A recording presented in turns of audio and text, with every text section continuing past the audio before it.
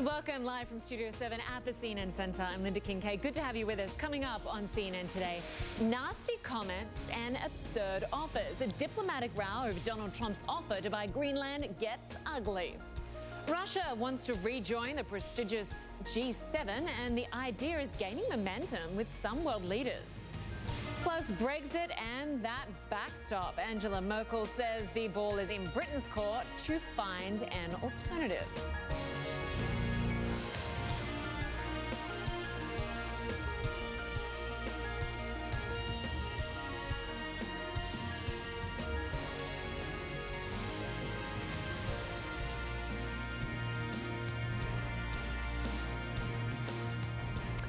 Well, there are some things that money can't buy, and the Danes say Greenland is one of them. But that isn't to the liking of US President Donald Trump, nor is what the Danish Prime Minister had to say about it. She called the idea absurd. Well, Mr. Trump went on to call that remark nasty, cancelling a state visit to her country. But as Anna Stewart explains, Denmark is an ally the US cannot afford to lose. After abruptly cancelling a trip via tweet and possibly insulting a long-time close American ally, today President Trump went one step further and attacked Denmark's Prime Minister. I thought that the Prime Minister's statement that it was absurd, it was an absurd idea, was nasty. I thought it was an inappropriate statement. All she had to do is say, no, we wouldn't be interested. The president, referring to the Danish leader, calling Trump's idea of buying Greenland, which is owned by Denmark, absurd, and adding, I strongly hope that this is not meant seriously. Today, all around Copenhagen, Danes reacting to Trump's cancellation. It's truly disappointing. I think it's a great display of his character. I think it's really disrespectful to the Queen. The spokesperson for the Danish Queen, who was scheduled to host the president, told CNN it was a complete surprise. This has never happened before. From the Prime Minister, I had been looking forward to the visit. Our preparations were well underway. It was an opportunity, I think, to celebrate Denmark's close relationship to US. This all started when the Wall Street Journal reported last week that Trump was interested in buying Greenland. Essentially, it's a large real estate deal.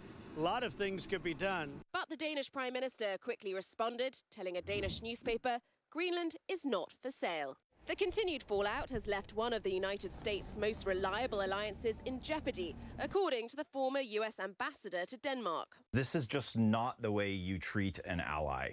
Denmark has been a robust contributor to US-led military missions, despite its relatively small armed forces, including joining the Coalition of the Willing during the 2003 Iraq invasion, and sending 750 troops to Afghanistan during the height of NATO-led military missions. In fact, the Afghan war ended up being the deadliest military campaign in modern Danish history, losing more service members per capita than the US did. They went and they fought alongside our troops and they died alongside our troops. Anna Stewart, CNN, Copenhagen. Well, the annual G7 summit will convene in France in a few days, and US President Trump says Russia should be invited back next year. Well, Moscow was suspended from what was then called the G8 in 2014 over its illegal annexation of Crimea. Here's what President Trump had to say about that a short time ago. The fact is, President Putin totally outsmarted President Obama on Crimea and other things, including the red line in the sand, all right? He made a living on outsmarting President Obama. And frankly, because of it, Obama was upset, and he got Obama out of what was the G8 into the G7. We spend a lot of time talking about Russia at those meetings, and they're not there. I think it would be a good thing if Russia were there, so we can speak directly, not have to speak by telephone and other things. Fred Pleitgen is in Moscow to help break all this down for us. Fred, good to see you.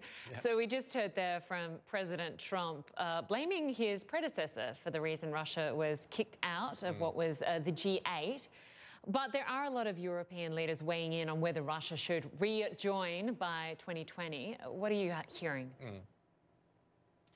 Well, you're absolutely right. And, you know, one of the things that we always have to make note of is when it came down to that decision to kick Russia out of the G8 and then make it the G7, the majority of the countries that were in the G8 at that point in time were also on board with that decision. Of course, some of the big industrial nations that were part of that, the Germans, for instance, and also the French as well, who, of course, are European allies of the United States. And so their opinions are very important on all of this. And we've heard from President of France, Emmanuel Macron. He's been speaking very highly of Russia over the past couple of days. He had a meeting with Vladimir Putin where he said he believed that Europe should be from Lisbon all the way to Vladivostok.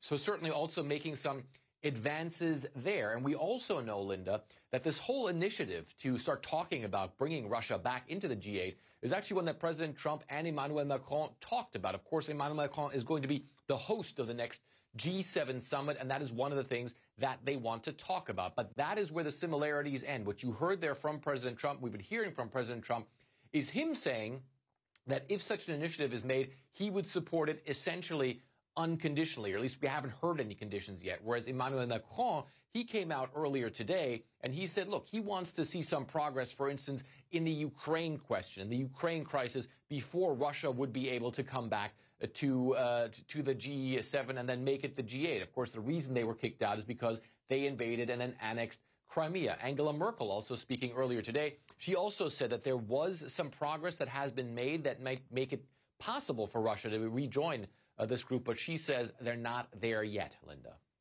Right. So, Fred, talk to us about Russia's response to all of this, because these discussions are playing out very much in a public domain, but it seems that Russia wants to wait for some sort of official proposal.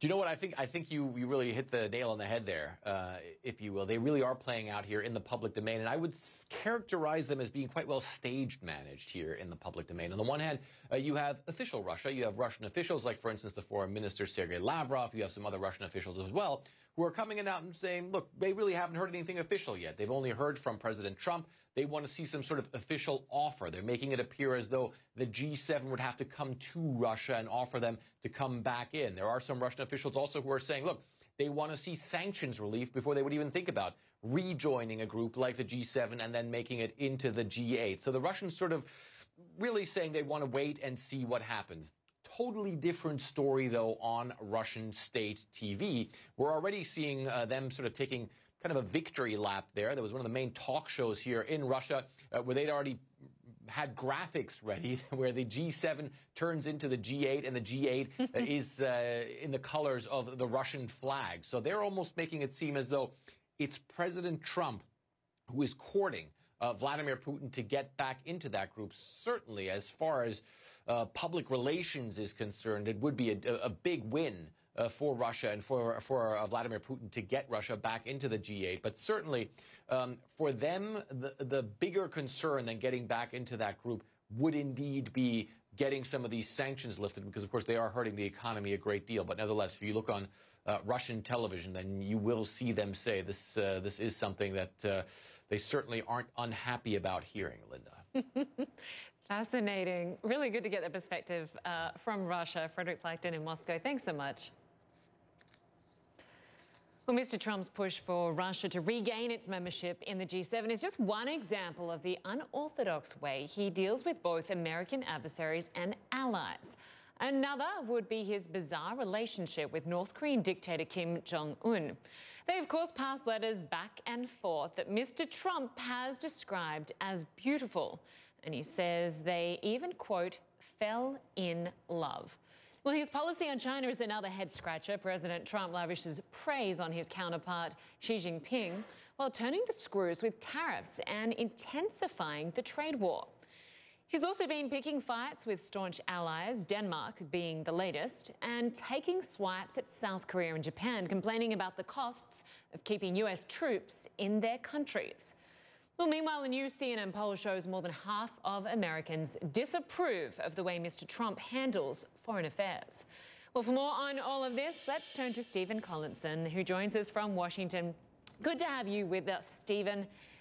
As always, first I want to start with the pen pal situation. President Trump writing these sort of love letters back and forth with the North Korean dictator while turning on the Danish Prime Minister, calling her comments nasty. Why does he continue to attack traditional allies while seeming to cozy up to enemies, really? It's a really interesting question, and it's one that's been puzzling throughout Donald Trump's 2.5 years in the White House. I think one reason is that Donald Trump really doesn't understand the concept of alliances and of projecting power through America's friends abroad who see things in the same kind of ways of Western values as the United States. His view of the world is one of winners and losers. It's very binary, strength and weakness. So he sees a state like Denmark, for example, a NATO ally that sent its soldiers nonetheless to die alongside the US Army in Afghanistan and Iraq, as a weaker partner and some partner that he can bully. We've seen this again and again. Britain, France, Germany, South Korea, Japan, they've all been seen as less strong than the United States, and the president sees allies not perhaps as a manifestation of America's power and influence, but constantly freeloading off the United States, getting rich under the umbrella of US security protection. So he has a very, I would say, idiosyncratic worldview, and I think that is what we're seeing playing out in his foreign policy. And of course, presidents have a great deal of latitude when it comes to the conduct of US foreign policy, much more than they do have in the domestic sense. Yeah, absolutely. When we look at his travel diary, we know he doesn't like traveling much. But when it comes to allies, we notice he's only been to Canada, which is one of America's largest trading partners, once. And that was for the G7 summit, where he arrived late and left early. Why is that? Yeah, it's interesting. At the equivalent stage of their presidencies, Presidents Barack Obama and George H.W. Bush had visited Mexico and Canada 4 and 5 times between the two countries. I think it's pretty clear. I mean, remember when President Trump launched his campaign in June 2015, he went straight after Mexico, insulting Mexico, using it as the pivot for his hardline immigration policy. So there's not much politically to be gained, I think, for the president in his own mind by traveling to Mexico, notwithstanding the many issues and many problems that the US and Mexico share. Mexico is much more of a target for President Trump politically, and it benefits him as such, than it is a friend. In terms of Canada, he hasn't really got on very well with the Canadian Prime Minister, Justin Trudeau.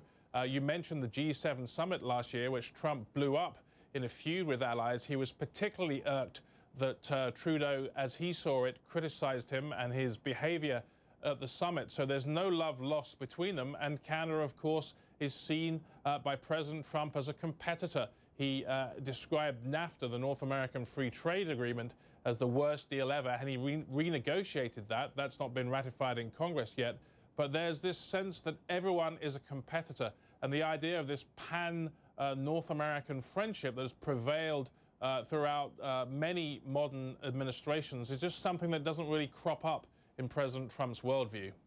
You have to wonder whether he is taking, I guess, the notion of keep your friends close but keep your enemies closer, given the way he has travelled since his time in office. Stephen Collinson, good to have you with us. Thanks so much.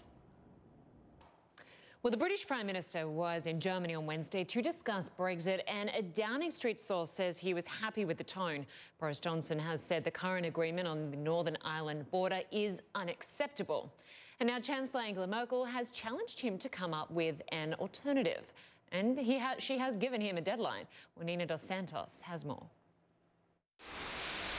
Boris Johnson embarked upon his first overseas trip as the UK's new Prime Minister, going to Germany to meet with the German Chancellor Angela Merkel.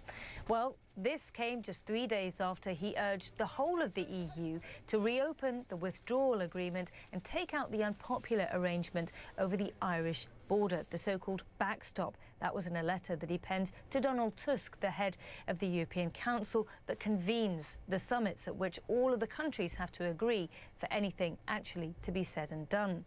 Angela Merkel had previously said that this withdrawal agreement was not up for renegotiation, but in a press conference she appeared to be a little bit more compliant, saying that she was giving the UK 30 days from here on to come up with credible alternatives.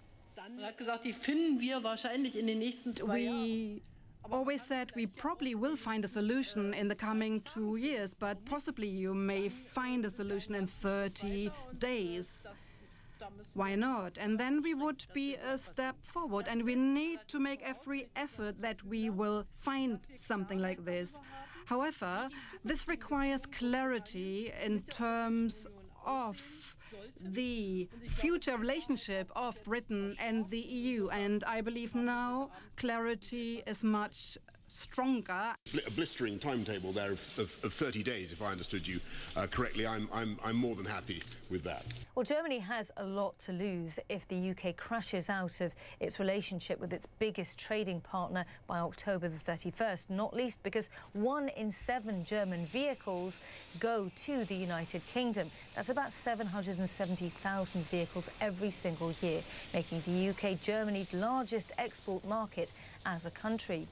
Another country that is crucial to this relationship and will have a big say in what kind of deal Boris Johnson can negotiate, if indeed he manages to do so, is France. It has quite a bit less to lose, and the French president is making it clear that he values European integrity over giving the UK any special treatment.